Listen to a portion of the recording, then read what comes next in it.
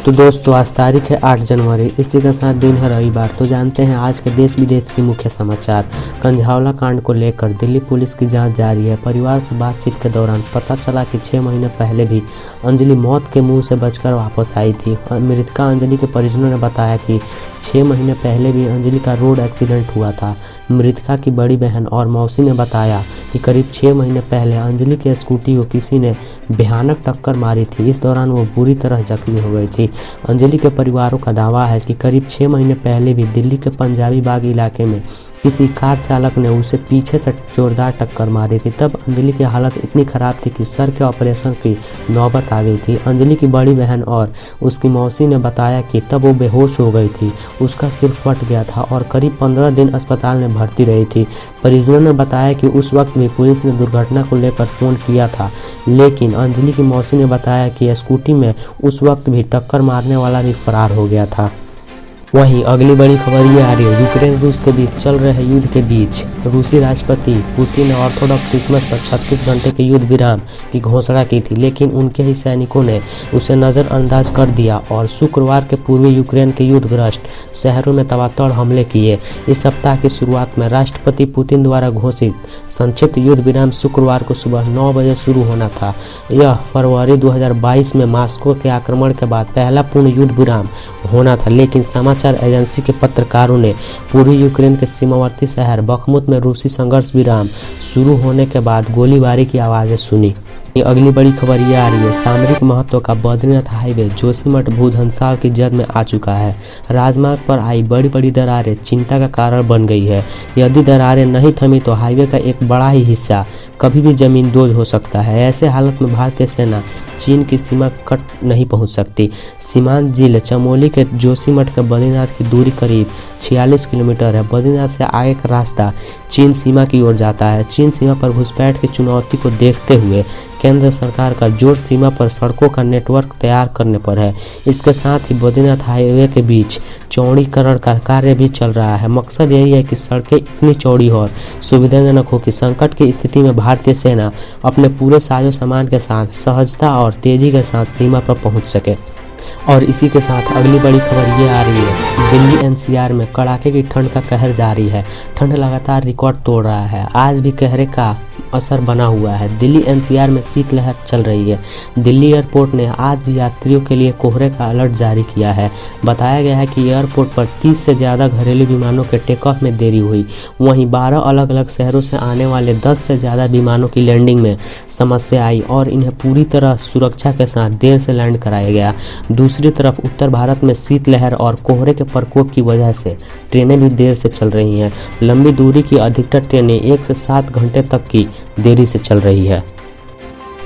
और वहीं अगली बड़ी खबर ये आ रही है, उत्तर प्रदेश के मुख्यमंत्री योगी आदित्यनाथ 2 दिन की मुंबई यात्रा पर हैं और उन्होंने इस दौरान सुनील शेट्टी, सुभाष घई, जैकी श्रॉफ, राजकुमार संतोषी, मनमोहन सेठी और बोनी कपूर समेत फिल्म जगत के लोगों से मुलाकात की। बैठक एक का एजेंडा नोएडा फिल्म सिटी में शूटिंग और निवेश की संभावनाओं पर चर्चा करना था। इसी दौरान सुनील शेट्टी ने बॉलीवुड बॉयकॉट का मुद्दा रखा और सुनील शेट्टी ने योगी आदित्यनाथ से बॉलीवुड के बहिष्कार के चलन से मुक्ति दिलाने की अपील की। सुनील शेट्टी ने कहा, ऑडियंस को वापस थिएटर में बुलाना बहुत ज़रूरी है। ये हैशटैग जो चल रहा है, हैशटैग बॉयकॉट बॉलीवुड, आप पे कहने से भी रुक सकता है। एक गंदी मछली तो कहीं भी होती है, लेकिन उसमें हम सबको आप नहीं गिन सके तो हम सब ऐसे ही हैं। फिलहाल दर्शकों के दिमाग में यही है कि हिंदी सिनेमा यानी अच्छी जगह नहीं है।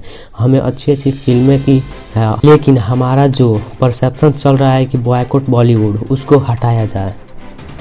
और वहीं अगली बड़ी खबर ये आ रही है, प्रदेश में लगातार गिर रहे तापमान के कारण कानपुर में हृदय रोग और ब्रेन स्ट्रोक के मरीजों की संख्या शुक्रवार को 21 पहुंच गई थी। लेकिन वहीं हम आपको बता दें 19 मरीज ऐसे रहे जो हार्ट अटैक का शिकार हुए। वहीं 2 मरीज की मौत ब्रेन स्ट्रोक के कारण हुई थी। हृदय रोग संस्थान की ओर से जारी रिपोर्ट के मुताबिक सर्दी के कारण गंभीर मरीजों की संख्या तेजी से बढ़ रही है। हृदय रोग संस्थान की इमरजेंसी में 78 और ओपीडी के 547 मरीज हृदय की समस्या लेकर शुक्रवार बुधवार को पहुंचे।